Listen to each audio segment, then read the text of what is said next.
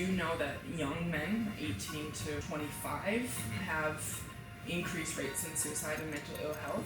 But there's a particular age group in that 40 to maybe 55, and then older people who might be in care homes, for example, who are also dying by suicide or really by loneliness. One of, if not the top cause of men's mental ill health and suicide is relationship breakdown. Where we're missing the mark a little bit is actually stopping and actually talking about how are you going. I mean, I studied management, got into sexology of all things, and that was probably more because I was raised Catholic. It's a cool combination of understanding the very intricacies and probably the most taboo topic of mental health. It's taught me very well about the human psyche, I would say.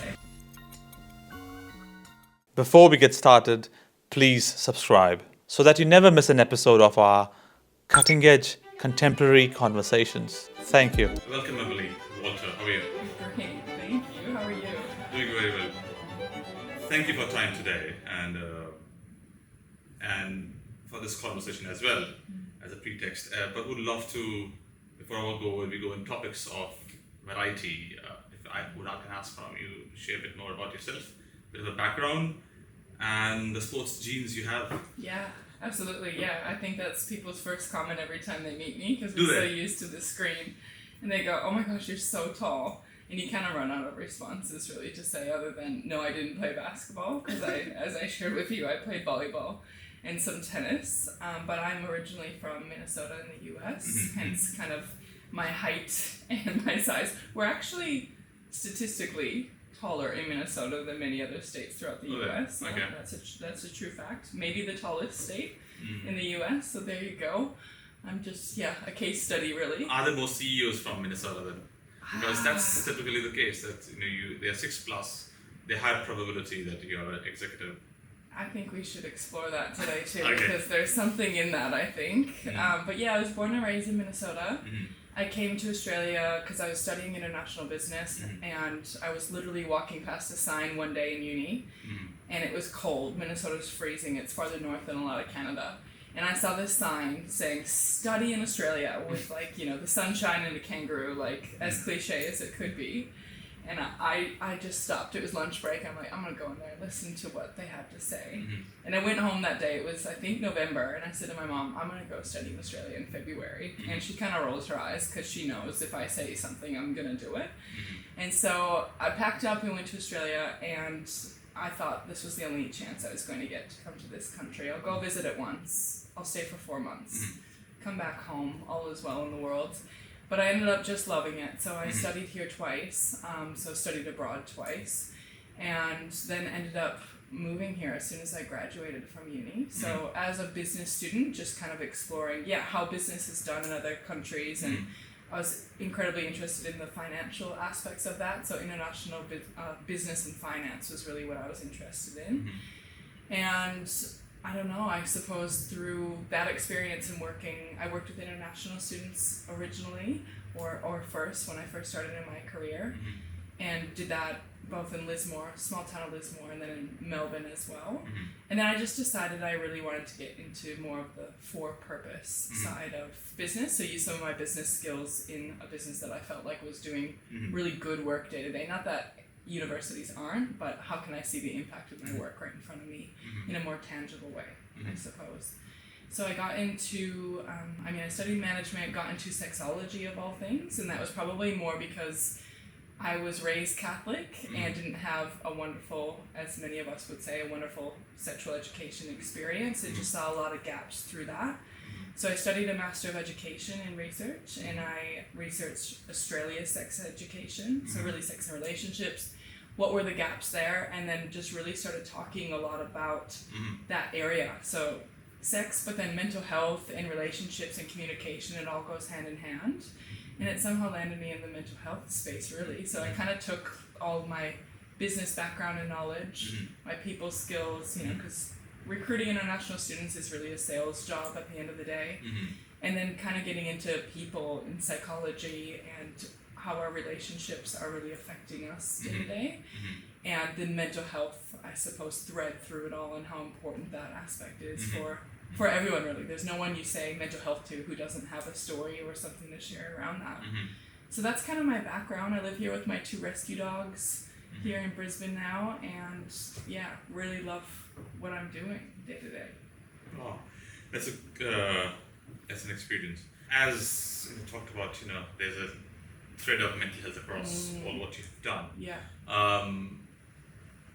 As you said, you did cover sports, and how does sports and mental health play together?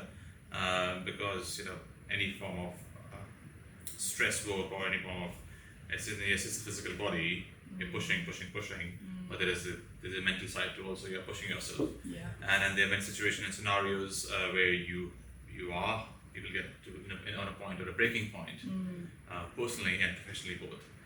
So how do you see the merger of these 2 sectors coming together, sports and mental health? And if you can share your observations there. Yeah, absolutely. I think sports really, yes, it's a personal venture, personal accomplishments that you see yourself make, and you can be so proud of, I guess, the resilience that you build up through sports. And I think that's so important for us. It's the same as someone who might jump in a cold plunge, for example, in the morning, and they go, I made it through one hard thing today, so everything else feels a little bit easier because I know I can do X thing. But I think potentially even bigger than that is the sense of community that you really build through sports. And for example, moving to Brisbane, solo really, moving to Brisbane or a new community or a new country solo, you could get into a court, or you can get onto a court or a field, and regardless of people's backgrounds or languages, whether or not they speak the same language as you, you're playing the same sport and gathering together for this one activity that you all understand so well. And it's true for me now. I'm playing volleyball with an international group of people, and some of them don't speak English, and we still get it. You still get the gestures and that kind of sense of belonging, I suppose. And that's huge for mental health. When you look at what's happening now in social isolation and people's loneliness. Like I've written an article about being more connected than ever before, but lonelier than ever before as well. And you hear people talk about this a lot, and it's like, how do we cure some of that? And it's really building that community through commonality, which is what I think sports does for all of us. And you feel the same if you go to a stadium and you watch something, or people are watching the grand finals here, and the way that we come together for that, it's pretty phenomenal. So I think you can't, oversell how important sports can be for somebody's sense of belonging and well-being. I think sports brings the common denominator. You can't, because when you are in the field, the only measure you are judged at is, are you good? And then, whether you can speak English or not, that doesn't make a difference. If you're good, it'll pick you up and then clap you and say, I want you, that guy in my team or that girl in my team. So the only currency there is are you good? Not good, everybody will put you in the corner. Yeah, that's right. And that's a good equalizer in many ways and form. And then when you are have you had any personal experience from a mental health point of view in sports? And if you're comfortable sharing, of course. We'd love to understand your journey through your own story. Yeah, look, I think mental health for my own family and in my experience from growing up and from seeing just the impacts of different events, I suppose, throughout my life that are really shared experiences with many people around me. It's, I said it's the common thread through everything that we do, and nobody that you sit down with and you mention mental health or relationship challenges or, a sense of belonging or loneliness. If you mention any of these things, everyone can relate to that in some way. I think I've always been very grounded in, I was adamant about, I know we're bringing up sports and the gym and whatnot and athleticism and how important that has been for me in my life, but that is what has always really grounded me, and I think given me some of the confidence to kind of rise above some of the BS a little bit that you can kind of face in day-to-day business world or throughout, I think, just living in this society and what you have to kind of be faced with through all of that. But I think, I was always pretty decent at sports, so for me it was like a challenge, yes, but it was, as I said, more of a sense of belonging with others and alongside others. but not all of us are into sports, for example. So you might be very into art, or you might be very into fishing or something, any given hobby, and finding those people around you in that is so incredibly important. And in the work that I do now, those conversations they're not just every day, they're every hour, every minute around how are people doing mentally, or how do we support them, and how do we get them into community more, which is the area that I work in. And that's just the common thread, is finding commonalities with people and sitting down and not being kind of scared of opening up a conversation with a stranger and going, actually, we have a lot more in common than we would have known had we not met each other here today. So whatever it is that somebody is interested in, I think that there's such a mind-body connection that can't be overlooked. And that's why that to me is so grounding, and that's what, those around me really find as well is so helpful there. Lovely. I'll take a pause because it's got darker. No. To get the ISO off, yeah. so that you don't. It's very dark. Gone darker. Yeah. I was more worried about the sound. From a point of view of, as in post-sports you got into, it's a good fun transition between sports and then education, and then sexology. So how did that turn came around then? What kind of mental health overlap do you have there? Yeah. So You as in? it was kind of an unconventional path, I would say, to getting here, and I think it's what really gives me a more well-rounded perspective of how the world works and how all of this really fits into what it is I'm doing right now, and how the system and how the community all interacts. But I went from uni into management, and from that I was in Melbourne during COVID, and I feel like that for many people was so life-altering, and sitting there with not a ton to do. I was recruiting international students and the borders were closed, so there's some irony there. So I went, why don't I study in education, but I want to do a research degree because I want to understand some gaps in curriculum. And my background and my family's kind of history told me that there are things that if we had known as children, or if we had grown up with education around, that could have been avoided had we known XYZ. And that's the case for many people when you talk about things like domestic violence or sexual assault or abuse, and I think relationship issues or breakdown. And just knowing that so many people around me were going through that at the same time as COVID was occurring, I just went, how do I get in there and study kind of that one thing that I'm going, not a lot of people are touching sex education, not a lot of people are talking about why we're not teaching our students or our young people what consent looks like, what proper communication looks like, what a strong relationship really is, and that's platonic and romantic. Like, how do we build community together in any facet? So if that's romantic, or if that's with your sports team, or if that's with your community or your coworkers or your colleagues. So that was the area that I was interested in. So by telling you that, you understand that that's human psychology really, and that's human interaction and how we are with one another, interpersonal relationships. So it was my supervisor at the time, who was also from a disability background, who was very interested in that sexuality education kind of space, where I was studying LGBTQI issues in sexuality education. And through that, I just started, through my own podcast, actually talking more and more about that. And just as I learned, I would talk. And as I talked, people would ask. And as they would ask, I would go, okay, I better learn more, because it's not really the route or path I saw myself going down. It was almost just, I feel that it's a bit of a disservice to not share some of your own knowledge and learnings to the extent that you can with others, to see if something strikes a chord for them, or if something helps one person. I feel like that's my job done. And so it was through that I went, right, I actually have to build up my own knowledge of this, because people are asking, and you'll sit anywhere, you'll sit here at an interview, you'll sit at a bar, or you'll share with someone like, oh, I have a sexology background, or I study sex and relationships, or something along those lines, and people instantly say, oh, I could really use that, or oh yeah, I'm going through XYZ, and we all are, really. And so it's, the more you know, the more I feel I should share. And so it just kind of landed in my lap. It's not something that I thought, oh yeah, I want to become a sexologist, or I want to study this area. but it was so, I suppose, natural to me to want to explore that, just knowing that there's such a need for it, and how thankful people are when they just learn a little bit that just helps them day to day in their own relationships or with themselves and their confidence and their ability to communicate or advocate for their own needs or wants. So it really just landed in my lap. I never thought I would go from international business to mental health in this way and have sexology as kind of the bridge to that.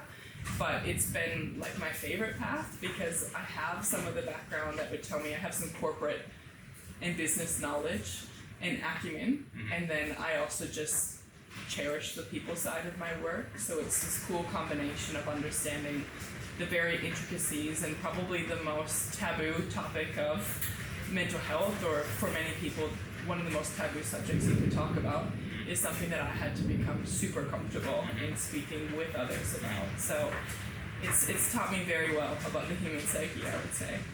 And so it taught you how to have awkward conversations. Yes, which I don't find very awkward. Like I think generally. Yes, and I'll have to check myself, or even if I go home to my family, it's like an awareness of, oh yeah, I've made this such a common thread of communication or a topic in my life that other people are not as accustomed to. But it's just human.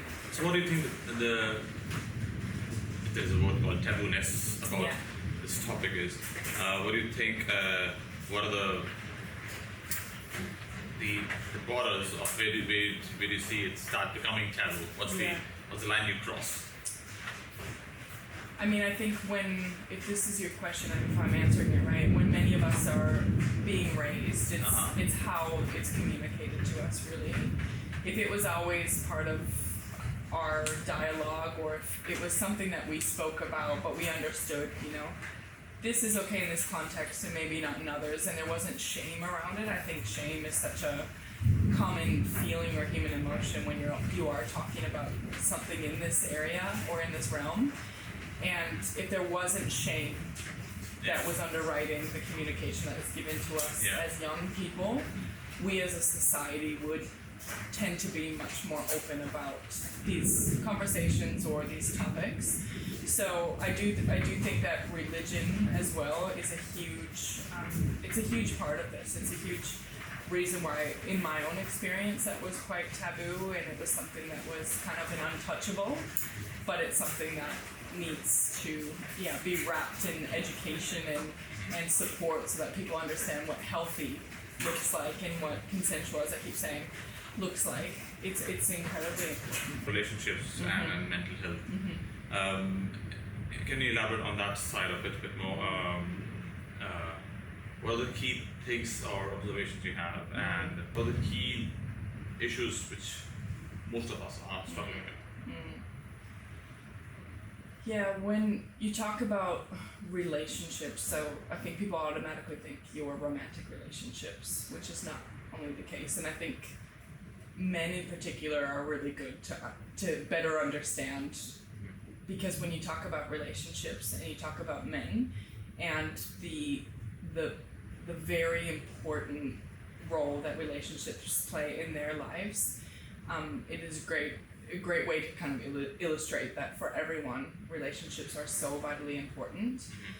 One of, if not the top cause of men's mental ill health and suicide is relationship breakdown, and that is romantic relationship breakdown, and it's a loss of community that they might have, particularly when they're 40 plus, because 40 plus year olds tend to have young children who might have grown up a little bit more, so they're less dependent on a father figure, while the mother does tend to have a very close bond with those children and tends to, in more traditional families, play a more, I guess, maternal kind of role. And I'm talking about hetero relationships in a very traditional sense. I understand that. But to give you kind of that really clear illustration of how important relationships are for amusing men, it's a great example because of, I say great in an ironic way, because of the implications that we have found that men are facing if a relationship does break down. And I think a bigger risk.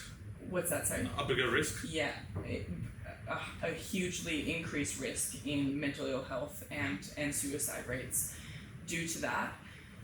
I think because in a traditional working context, we don't tend to talk to men as much about their relationships. For example, someone might throw a comment around. You might say, "Oh, how's the wife? How are the kids? How you going? Do you want to go grab a beer or something?" In a very kind of, I think in Australia we have a very blokey kind of culture, and we don't get in there like many women or gender diverse people would. But where we're missing the mark a little bit is actually stopping and actually talking about how are you going, or how is XYZ. And because men tend to lose a lot of the support around them as they provide for families or as their family grows up, and they are, I think, called upon a lot still in society to be that main kind of provider in some contexts, which is shifting.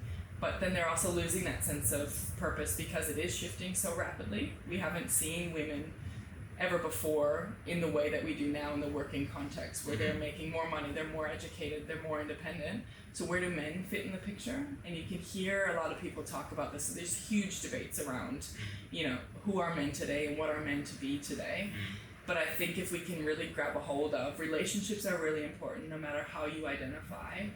And if we can learn how to talk about that with one another, I'm not saying just in the working context, but if we can normalize struggle in relationships and how messy they are and how imperfect we all are, and how perfect social media tells us another is versus the way that we're experiencing it, normalizing that all is incredibly important. But we're really struggling to kind of break that down because there is so much fallacy of perfection, I think, all around us. Fallacy and perfection. Can we go down that rabbit hole of men and mental health and suicide rate? Yeah. And from the age group and demographic for men, is there a specific age group and demographic that are more vulnerable than others between the whole age group of men? Yeah, it's quite interesting because it does vary a bit by where you're looking. For example, we do know that young men, 18 to 25, have increased rates in suicide and mental ill health. But there's a particular age group in that 40 to maybe 55, and then older people who might be in care homes, for example, who are also dying by suicide or really by loneliness at an increased rate. Here in Queensland, there's a particular demographic of men in that 40 to 50 age group, I suppose, who are experiencing increased isolation, especially in the rural and regional areas throughout Queensland. And as I say, it's quite hard to measure suicide rates because you have to have a trigger point for that person to actually be counted as someone who has died by suicide, which is a really hard step to kind of look at and analyze. But it's as they lose that kind of sense of purpose and meaning, which I think probably brings us back to the beginning of the conversation around finding community and building resilience through activity or through whatever it is, whatever kind of output you're trying to drive or force you're trying to drive, that a lot of men are losing that as they age and losing that connection to community around them as well. Are there any specific trends for men from 55 years of age in terms of mental health trends you're observing? I mean, not anything that we don't already know or anything that we haven't probably already talked about here today. I suppose going back to the isolation and social isolation and how the media has impacted anyone. I mean, I know we're talking a lot about men, but there's probably more, I guess, specific research that I haven't really delved into around men 55 plus. But we know that aged care homes and the isolation that people experience through that time or that period in their lives is hugely impactful on their mental health as well. And is there research for young men on the exposure to porn and similar, now there is AI also involved in that space, towards the health of the relationships they're having? Yeah, huge research on it. And it depends on who you're reading, like whose research you're reading, because there is some very biased, I think, perspectives around this. And it's a hard topic when I'm speaking about it, I think it is quite challenging to go, yes, we know that this is impacting people, and also it's very common and people are using it very often. So how do we get people, it's kind of the whole conversation around how do we get them to put their phones or the tech down and get in front of people again. We know that there are less young men in relationships and less young men having sex than ever before. And I don't think we can put it down to one factor, and there will be researchers or there will be thought processes that people, I guess, want to instill upon others that say it's because of porn, or they want to say it's because of social media, or they want to say it's because the economic crisis or cost of living crisis. So I don't think it's any one of these factors. Like, you can't, to me, put it down to porn usage, for example. But I think there is a huge conversation around people's fear around approaching others, or the risks that they might inherit from, I guess, reaching out, or from having we're in this setting right now, in a social setting, for example, where you might have approached someone in the past. There's a lot of fear around doing that right now, especially after the Me Too movement and with social media, and how much you can just be you can be blasted on socials and in front of a lot of people, and that can be hugely impactful for people. So what is it? Is it porn? Is it that people are living with their parents longer than they were before? Is it social media? Is it fear? What is it? I don't think that we can point to one thing, but porn, I think, puts a very unrealistic, I suppose, veil over what it is to actually have an interpersonal experience with somebody. And it's really important that people are having that interaction, the real interaction. But there are also very realistic porn, I think, websites and resources that people could also be utilizing that are underutilized, that won't necessarily fix what it is we're talking about, but it would at least give a much more realistic point of view to the person, or a realistic, I guess, scenario to actually experience. Yes. But a huge challenge that the creators of these types of websites experience is that they can't market them. Like, they're adult content, they're adult websites, and the payments that go into those websites are another huge challenge or barrier for them. So if we go down that rabbit hole, we could get into how crypto really affects that and whatnot, but we'll leave that alone for today. But there's huge challenges and barriers to it. And I think the bottom line is people aren't getting in front of other people enough. And that's for many different reasons. There's many factors at play, but we can't point to one thing. And where you see a researcher or an advocate speak about, well, it's because of porn, it's like, well, it's also because of XYZ as well. I've watched a couple of documentaries on AI companions. Yes. And so on one side, it is helping people who are socially isolated, and they don't have anybody to talk to, and that interaction is relevant and it's positive, creating, helping people come out of social isolation, or supports that kind of a mental health gap. But on the other side, when all healthy individuals are using AI companions to interact with and have that human connection without. And the AI companions are always happy and chirpy, whereas a normal person will not be happy all the time. So a normal relationship will go with ups and downs. But whereas having an AI companion and talking to them and interacting with all positive things, and that creates a wronger scenario, which is a scenario, and you won't be able to find a normal person who will be all the time happy and supportive, and then then that's a wrong headspace to be in, and then when you come out of that, and then you want to interact with. If I were having a healthy relationship, how does that spectrum?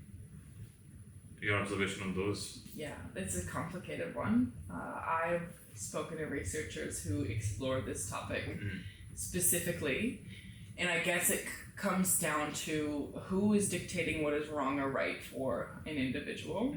And sometimes when I think about this, my head just hurts, because AI's influence on us and how it's going to change who we are and what we do is huge. Like, we can't probably imagine what that will look like. But there are many people who, whether we relate to this or not, who would prefer that type of interaction and are quite fine to have that person interacting with them for as long as it makes them happy. And I suppose who's to say that that's right or wrong?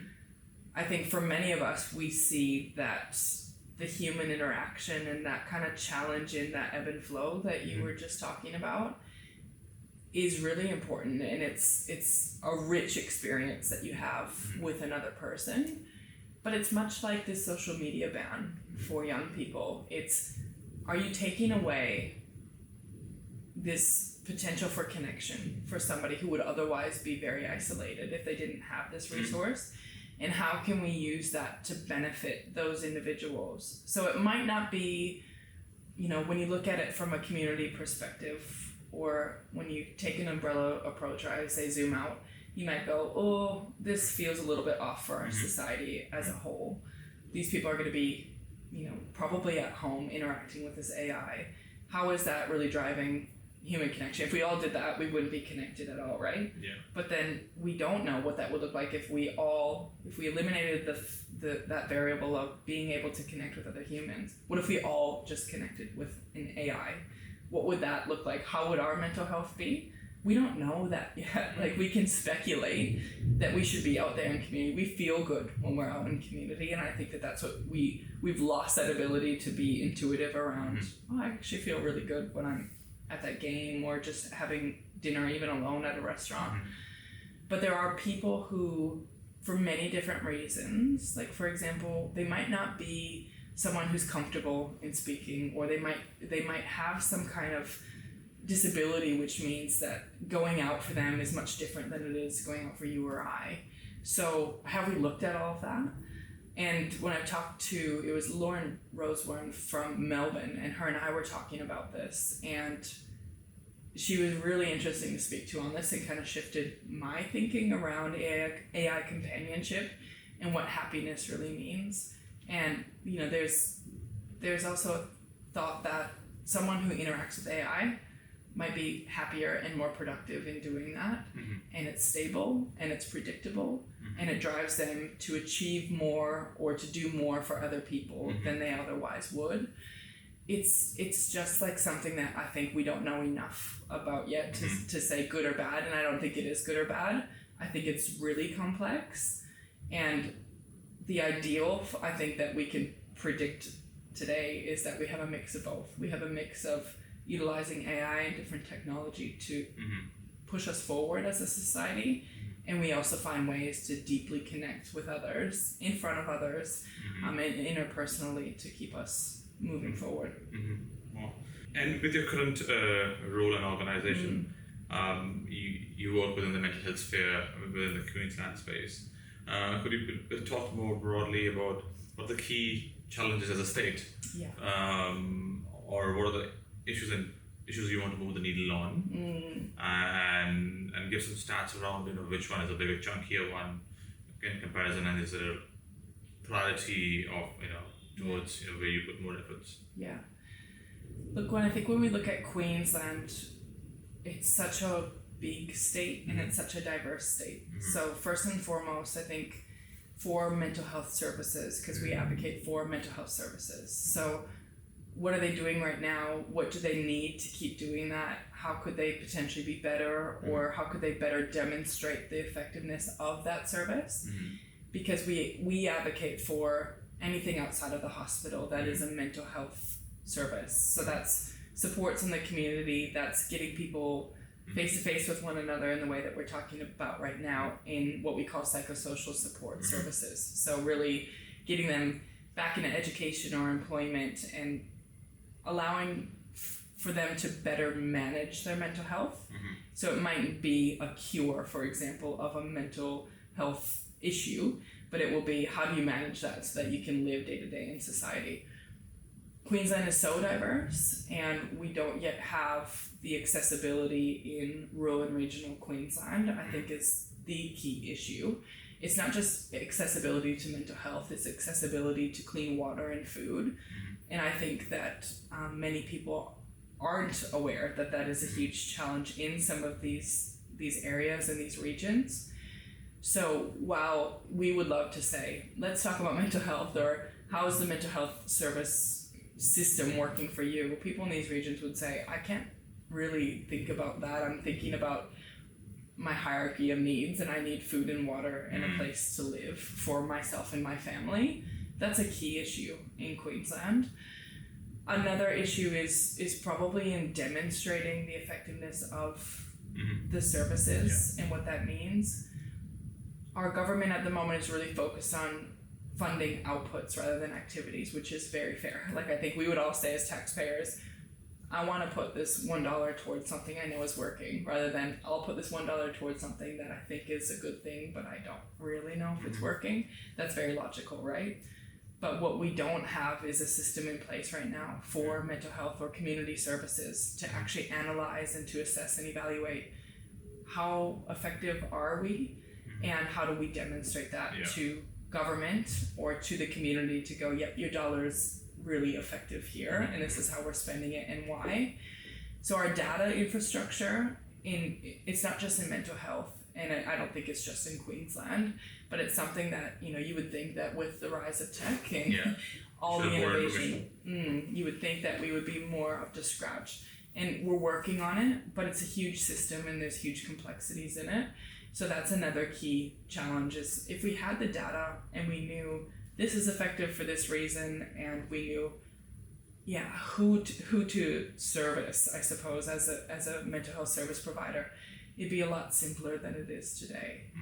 And then I think on less of the service advocacy side, it's many of the things that we're talking about today around social media is huge, isolation's huge, suicide rates are increasing. We have a lot of immigrants and who have just moved to Australia, or who moved quite a while ago, who are now facing some really hard, I think, situations in Australia, and a lot of, I guess, the exclusion of certain communities and the racism. It's very real, and it's very much so upon us, and it's kind of working with the community on how do we drive some of these for good, I think, messages forward, and how do we kind of overcome some of these things together.